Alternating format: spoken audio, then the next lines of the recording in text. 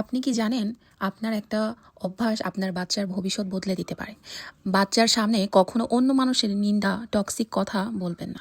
কারণ ওরা সব কিছু শোনে আর মনে গেঁথে নেয়। আপনি পেছনে কারো খারাপ বলবেন আর সামনে গিয়ে সেই মানুষকেই ভালো আচরণ দেখাবেন, বাচ্চাটি তখন কনফিউজড হয়ে যাবে। সে বুঝতেই পারবে না আসলটা কোনটা। এইভাবে তার ভেতরে ভুল ধারণা আর নেগেটিভিটি তৈরি হয়ে যাবে। মনে রাখবেন, ভদ্রতা আর ম্যানার আর এমপ্যাথি সবচেয়ে বেশি শেখে বাচ্চারা বাড়ি থেকেই। আপনি আপনি যেমন হবেন আপনার সন্তানও ঠিক তেমনই হবে। আপনি অ্যাডাল্ট, তাই আপনি অনেক কিছুই ম্যানেজ করতে পারেন, কিন্তু বাচ্চা সেটা পারে না, সে শুধু কপি করে।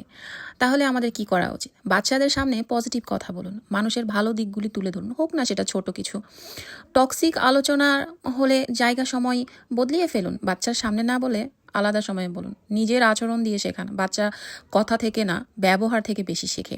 এমপ্যাথি শেখান, ও কেন এমন করলো এইভাবে ভাবতে শেখান।